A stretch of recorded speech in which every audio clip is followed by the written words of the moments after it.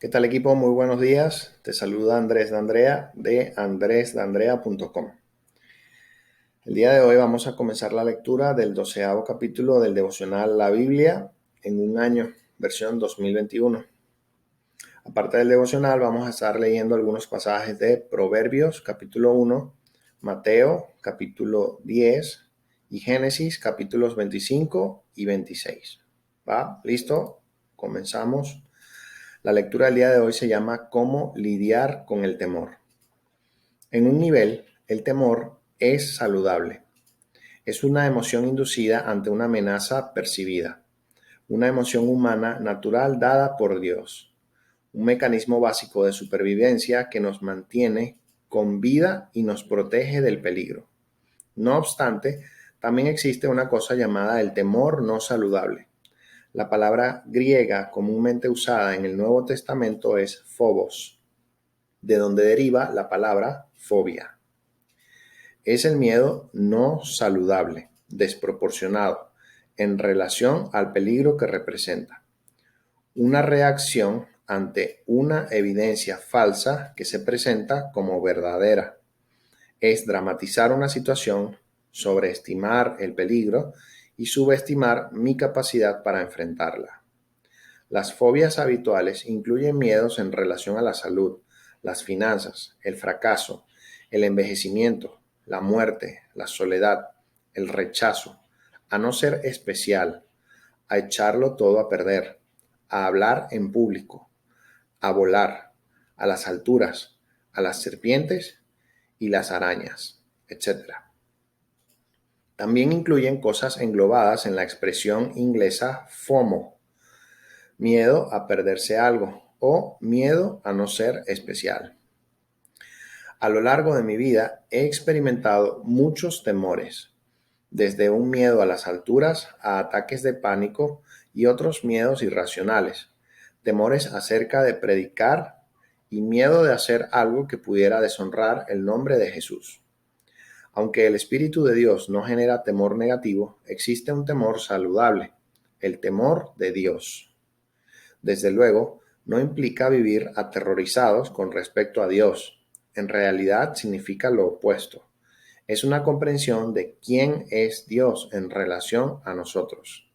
Incluye respeto, reverencia, asombro, honor, adoración y alabanza. Y aún podría traducirse como amor a Dios. Es reconocer el poder, la majestad y la sanidad del Dios Todopoderoso. Nos lleva a tener un respeto saludable hacia Dios. Se constituye como antídoto para los demás miedos y fobias que sentimos en la vida. Teme a Dios y no tendrás que temerle a nadie ni a nada más. No es coincidencia que mientras el temor de Dios ha decrecido en nuestra sociedad, todos los demás temores se han incrementado. Necesitamos regresar a una relación correcta con Dios. La expresión no teman es uno de los mandamientos más frecuentes en la Biblia. Los pasajes bíblicos de hoy incluyen 4 de sus menciones. Proverbios 1, del 20 al 33. Sin temor a los daños. Este pasaje ofrece la clave para evitar el miedo y vivir en paz y sin temor de ningún peligro. El concepto de el temor del Señor es uno de los temas principales de Proverbios y aparece más de 20 veces en el libro. Es una decisión que tomamos. Si eres sabio, escogerás temer al Señor y escucharlo. Se promete que quien obra así vivirá tranquilo, sosegado y sin temor del mal. La sabiduría está personificada en el libro de Proverbios. Al leer el texto con la lente del Nuevo Testamento, sabemos que se trata de Jesús, quien es la sabiduría de Dios. Este pasaje, Proverbios 1 del 20 al 32, es una advertencia en contra de ignorar la voz del Señor y seguir una senda de complacencia y necedad. En cambio, lo mejor que uno puede hacer es escoger temer a Dios, escucharlo y arrepentirse cuando viniere la corrección. Si uno obra de ese modo, Dios se les revelará más de lo que uno podría imaginar. Yo, la sabiduría, les abriré mi corazón, les daré a conocer mis pensamientos. Se nos revelarán los tesoros escondidos de sabiduría en sus palabras. Escojamos este temor de Dios y estaremos en buenas manos, y así podremos ser libres del miedo a sufrir daños. Señor, elijo temerte, llevar una vida de reverencia y admiración de tu poder, majestad y sanidad. Ayúdame a vivir temiéndote solo a ti. Mateo 10, del 1 al 31. Sin temor a la gente. En este pasaje, Jesús dice 3 veces, no tengan miedo. El contexto es el envío de Jesús a los discípulos a predicar el Evangelio y sanar a los enfermos. En cuanto Jesús llama a sus 12 discípulos, los envía en misión. Mención aparte, la capacitación teológica tendría que ser intensamente práctica. Los envía y lo hace con nosotros a seguir su ejemplo y proclamar el reino de los cielos está cerca, demostrar, sanen a los enfermos. Al enviarlos, Jesús advierte que enfrentarán mucha oposición. Los envío como ovejas en medio de lobos. Necesitarán sabiduría pura. Sean astutos como serpientes y sencillos como palomas. Afrontarían la oposición de tribunales, el odio, la persecución e incluso los considerarán endemoniados. Es en dicho contexto que Jesús reitera 3 veces, no tengan miedo. No tengan miedo de lo que digan. Primero dice, no les tengan miedo. No debes tener miedo a los demás, y esto sin importar cuán poderosos pudieran ser. Por ejemplo, tribunales, sinagogas, gobernadores y reyes. Pero cuando los entreguen a las autoridades, no se preocupen ustedes por lo que han de decir o cómo han de decirlo, porque cuando les llegue el momento de hablar, Dios les dará las palabras. Pues no serán ustedes quienes hablen, sino que el Espíritu de su Padre hablará por ustedes. No tengan miedo de lo que otros hagan. Segundo, en lugar de temer a quienes matan el cuerpo pero no pueden matar el alma, teman a Dios, que puede destruir alma y cuerpo en el infierno. Es decir, tener un respeto saludable por Dios, que es todopoderoso y lleno de amor. Dirige tu temor hacia Dios, quien sostiene tu vida entera, cuerpo y alma en sus manos. No tengan miedo de lo que ocurrirá. Tercero, dice que si temes a Dios, no deberías temer a nadie ni a nada más. Dios tiene el control supremo. No se venden 2 gorriones por una monedita. Sin embargo, ni uno de ellos caerá a la tierra sin que lo permita el Padre. No solo tiene el control, sino que también te ama profundamente. Él les tiene contados a ustedes aún los cabellos de la cabeza.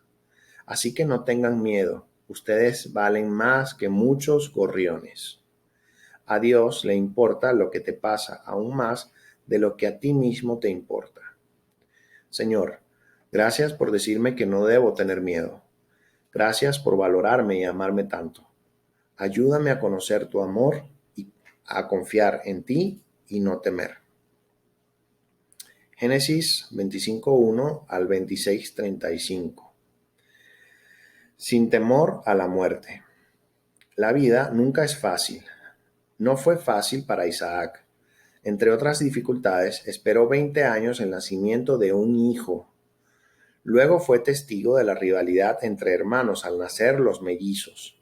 Vivía entre filisteos hostiles y uno de sus hijos se convirtió en una fuente de amargura, como espinas en el costado de Isaac y Rebeca. Isaac cometió el mismo pecado que su padre. Trató de hacer pasar a su esposa como si fuera su hermana. No obstante, pareciera que Isaac aprendió algo de los errores de su padre. Cuando Rebeca no podía tener un bebé, a diferencia del intento desastroso de Abraham de resolver las cosas mediante una relación con Agar, la relación de Isaac la reacción de Isaac fue orar a Dios por un milagro. El Señor se apareció a Isaac y le prometió: yo estaré contigo y te bendeciré.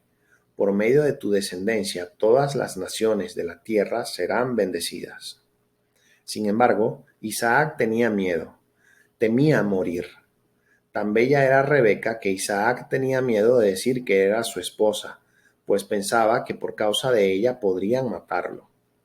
Yo pensé que por causa de ella podrían matarme. Cuando Abimelec vio a Isaac acariciando a su esposa Rebeca, dijo: con que ella es tu esposa, ¿por qué dijiste que era tu hermana? Isaac respondió: yo pensé que por causa de ella podrían matarme.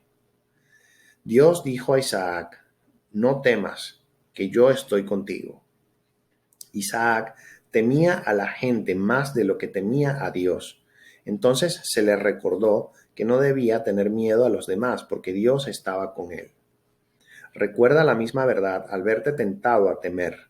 Dios está contigo. Si Él está junto a ti, no debes temer a nada ni a nadie. Pese al temor que Isaac tenía a los demás, Dios lo bendijo. Expresó: te bendeciré y multiplicaré tu descendencia. La bendición de Dios implica crecimiento, cosechar muchas veces a lo largo del tiempo. Esto es lo que Dios también quiere para tu vida. Abrió Isaac nuevamente los pozos de agua que habían sido cavados en tiempos de su padre Abraham y que los filisteos habían tapado después de su muerte. Quizá el equivalente para nosotros sea reabrir las iglesias como una fuente de agua viva. Cuando Isaac se encontró con oposición y fue detenido, avanzó hasta encontrar otro pozo que pudiera reabrir. De esta forma, el Señor le dio espacio para desarrollarse. Nada de esto es fácil, pero recuerda que el Señor te dice: no temas, que yo estoy contigo. Señor, gracias por tu promesa de estar conmigo. Gracias por decirme una y otra vez que si tengo temor de ti, no tengo por qué tener miedo a nada ni a nadie. Pipa agrega lo siguiente acerca de Génesis, capítulo 26, versículo 34. Parece que hubo una enorme diferencia entre la manera en que Isaac y Esaú escogieron sus esposas. Para Isaac, muchas oraciones y señales orientativas lo llevaron a encontrar una mujer de fe, mientras que Esaú eligió insensatamente. Se convirtió en una fuente de amargura para Isaac y Rebeca. Es tan importante escoger el cónyuge correcto y orar por nosotros, nuestros hijos y nuestros amigos, de modo que Dios los guíe para encontrar la persona adecuada. Listo, con esto finaliza la lectura del devocional y vamos a la lectura ahora de los pasajes. Arrancamos con Proverbio 1 de el versículo 20 al 33. Clama la sabiduría en las calles, en los lugares públicos levanta su voz. Clama en las esquinas de las calles transitadas, a la entrada de la ciudad razona. ¿Hasta cuándo, muchachos inexpertos, seguirán aferrados a su inexperiencia? ¿Hasta cuándo ustedes los insolentes se complacerán en su insolencia? ¿Hasta cuándo ustedes los necios aborrecerán el conocimiento? Respondan a mis reprensiones y yo les abriré mi corazón. Les daré a conocer mis pensamientos. Como ustedes no me atendieron cuando los llamé, ni me hicieron caso cuando les tendí la mano, sino que rechazaron todos mis consejos y no acataron mis reprensiones, ahora yo me burlaré de ustedes cuando caigan en desgracia. Yo seré quien se ría de ustedes cuando les sobrevenga el miedo, cuando el miedo les sobrevenga como una tormenta y la desgracia los arrastre como un torbellino. Entonces me llamarán, pero no les responderé. Me buscarán, pero no me encontrarán.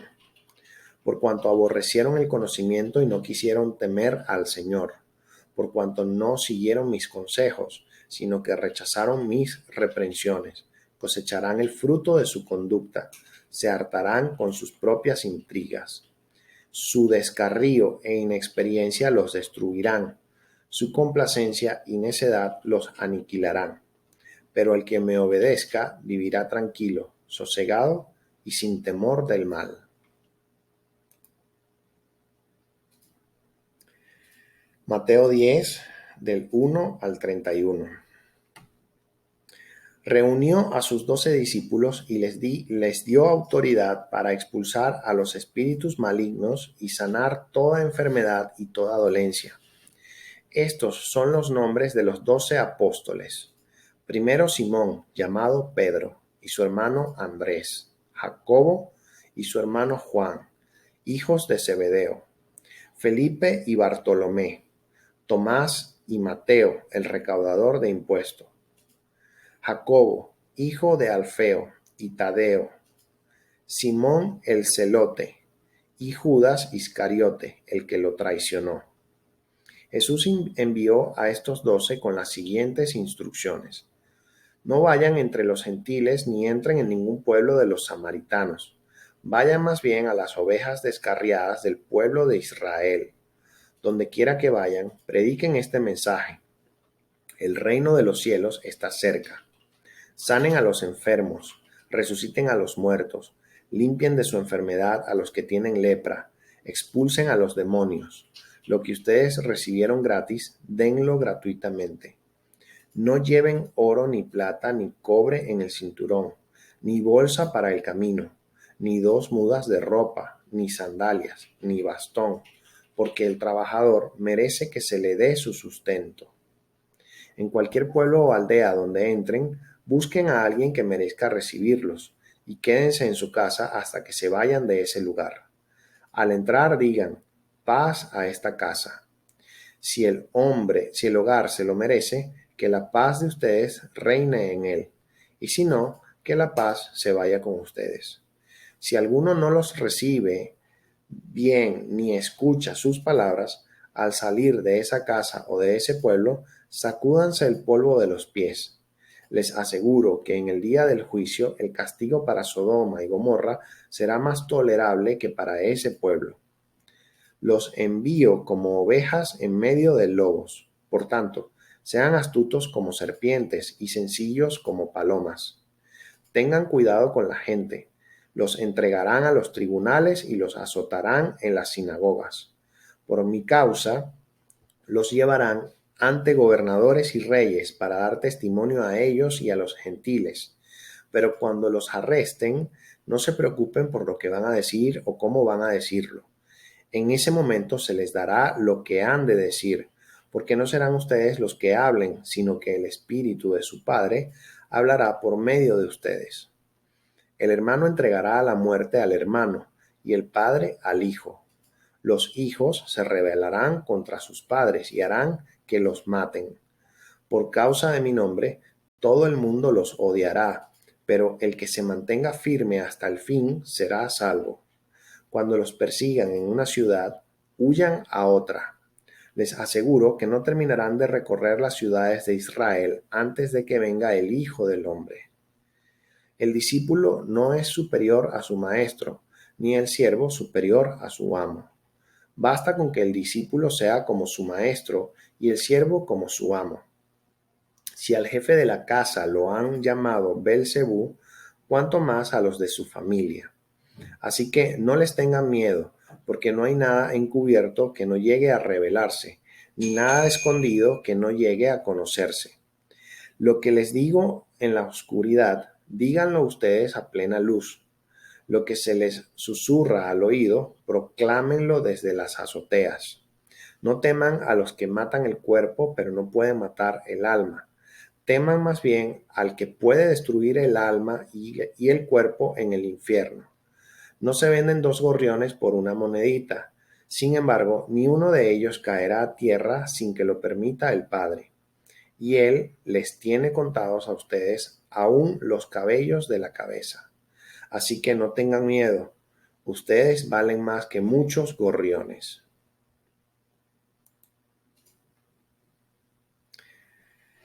Ahora vamos con Génesis 25. Muerte de Abraham. Abraham volvió a casarse, esta vez con una mujer llamada Cetura. Los hijos que tuvo con ella fueron Simrán, Joksán, Medán, Madián, Isbac y Suá. Joksán fue el padre de Sabá y Dedán. Los descendientes de Dedán fueron los asureros, los letuseos y los leumeos. Los hijos de Madián fueron Efá, Efer, Hanoc, Abidá y Eldá. Todos fueron hijos de Cetura. Abraham entregó todos sus bienes a Isaac. A los hijos de sus concubinas les hizo regalos, y mientras él todavía estaba con vida, los separó de su hijo Isaac, enviándolos a las regiones orientales. Abraham vivió 175 años y murió en buena vejez, luego de haber vivido muchos años, y fue a reunirse con sus antepasados. Sus hijos, Isaac e Ismael, los sepultaron en la cueva de Macpela, que está cerca de Mamre, es decir, en el campo del hijita Efrón, hijo de Zoar. Este era el campo que Abraham les había comprado a los hijitas. Allí lo enterraron junto a su esposa Sara. Luego de la muerte de Abraham, Dios bendijo a Isaac, hijo de Abraham, quien se quedó a vivir cerca del pozo de la Jairoi. Descendientes de Ismael. Esta es la descendencia de Ismael, el hijo que Abraham tuvo con Agar, la criada egipcia de Sara. Estos son los nombres de los hijos de Ismael, comenzando por el primogénito, Neballot, Cedar, Abdel, Mibsán, Misma, Dumá, Masá, Adar, Temá, Getur, Nafis y Sedema. Estos fueron los hijos de Ismael, y estos los nombres de los 12 jefes de tribus, según sus propios territorios y campamentos. Ismael vivió 137 años. Al morir fue a reunirse con sus antepasados. Sus descendientes se quedaron a vivir en la región que está entre Havilá y Sur, cerca de Egipto, en la ruta que conduce a Asiria. Allí se establecieron en franca oposición a todos sus hermanos. Nacimiento de Jacob y Esaú. Esta es la historia de Isaac, el hijo que tuvo Abraham. Isaac tenía 40 años cuando se casó con Rebeca, que era hija de Betuel y hermana de Labán. Betuel y Labán eran arameos de Padán Aram. Isaac oró al Señor en favor de su esposa, porque era estéril. El Señor oyó su oración y ella quedó embarazada. Pero como los niños luchaban dentro de su seno, ella se preguntó, si esto va a seguir así, ¿para qué sigo viviendo? Entonces fue a consultar al Señor, y él le contestó, 2 naciones hay en tu seno, 2 pueblos se dividen desde sus entrañas, desde tus entrañas. Uno será más fuerte que el otro, y el mayor servirá al menor. Cuando le llegó el momento de dar a luz, resultó que en su seno había mellizos. El primero en nacer era pelirrojo y tenía todo el cuerpo cubierto de vello. A este lo llamaron Esaú. Luego nació su hermano, agarrado con una mano del talón de Esaú. A este lo llamaron Jacob. Cuando nacieron los mellizos, Isaac tenía 60 años. Los niños crecieron. Esaú era un hombre de campo y se convirtió en un excelente cazador, mientras que Jacob era un hombre tranquilo que prefería quedarse en el campamento. Isaac quería más a Esaú, porque le gustaba comer de lo que él cazaba, pero Rebeca quería más a Jacob. Un día, cuando Jacob estaba preparando un guiso, Esaú llegó agotado del campo y le dijo, «Dame de comer de ese guiso rojizo, porque estoy muy cansado». Pero eso a Esaú se le llamó, por eso a Esaú se le llamó Edom. «Véndeme primero tus derechos de hijo mayor», le respondió Jacob. «Me estoy muriendo de hambre», contestó Esaú. «Así que, ¿de qué me sirven los derechos de primogénito? Véndeme entonces los derechos bajo juramento, insistió Jacob. Esaú se lo juró, y fue así como le vendió a Jacob sus derechos de primogénito. Jacob, por su parte, le dio a Esaú pan y guiso de lentejas. Luego de comer y beber, Esaú se levantó y se fue. De esta manera menospreció sus derechos de hijo mayor. Génesis 26. Isaac y Abimelec. En ese tiempo hubo mucha hambre en aquella región, además de la que hubo en tiempos de Abraham. Por eso Isaac se fue a Gerar, donde se encontraba Abimelec, rey de los filisteos. Allí el Señor se le apareció y le dijo: No vayas a Egipto, quédate en la región de la que te he hablado. Vive en ese lugar por un tiempo. Yo estaré contigo y te bendeciré, porque a ti y a tu descendencia les daré todas esas tierras. Así confirmaré el juramento que le hice a tu padre Abraham. Multiplicaré a tus descendientes como las estrellas del cielo, y les daré todas esas tierras. Por medio de tu descendencia, todas las naciones de la tierra serán bendecidas, porque Abraham me obedeció y cumplió mis preceptos y mis mandamientos, mis normas y mis enseñanzas. Isaac se quedó en Gerar, y cuando la gente del lugar le preguntaba a Isaac acerca de su esposa, él respondía que ella era su hermana. Tan bella era Rebeca que Isaac tenía miedo de decir que era su esposa, pues pensaba que por causa de ella podrían matarlo. Algún tiempo después, mientras Abimelec, el rey de los filisteos, miraba por una ventana, vio a Isaac acariciando a su esposa Rebeca. Entonces mandó llamar a Isaac y le dijo: ¿Con que ella es tu esposa? ¿Por qué dijiste que era tu hermana? Yo pensé que por causa de ella podrían matarme, contestó Isaac. ¿Por qué nos hiciste esto?, replicó Abimelec. Alguno de nosotros podría haberse acostado con tu esposa, y tú nos habrías hecho a todos culpables de ese pecado. Por eso Abimelec envió esta orden a todo el pueblo: Si alguien molesta a este hombre o a su esposa, será condenado a muerte. Isaac sembró en aquella región, y ese año cosechó al 100 por 1, porque el Señor lo había bendecido. Así Isaac fue acumulando riquezas hasta que llegó a ser muy rico. Esto causó que los filisteos comenzaran a tenerle envidia, pues llegó a tener muchas ovejas, vacas y siervos. Ahora bien, los filisteos habían cegado todos los pozos de agua que los siervos del padre de Isaac habían cavado. Así que Abimelec le dijo a Isaac: Aléjate de nosotros, pues ya eres más poderoso que nosotros. Isaac se fue de allí y acampó en el valle de Gerar, donde se quedó a vivir. Abrió nuevamente los pozos de agua que habían sido cavados en tiempos de su padre Abraham, y que los filisteos habían tapado después de su muerte, y les puso los mismos nombres que su padre les había dado. Cierta vez, cuando los siervos de Isaac estaban cavando en el valle, encontraron un manantial, pero los pastores de Gerar discutieron acaloradamente con los pastores de Isaac, alegando que el agua era de ellos. Por eso Isaac llamó a ese pozo Pleito, porque habían peleado con él. Después sus siervos cavaron otro pozo, por el cual también se pelearon. Por eso Isaac lo llamó enemistad. Entonces Isaac se fue de allí y cavó otro pozo, pero esta vez no hubo ninguna disputa. A ese pozo lo llamó Espacios Libres, y dijo: El Señor nos ha dado espacio para que prosperemos en esta región.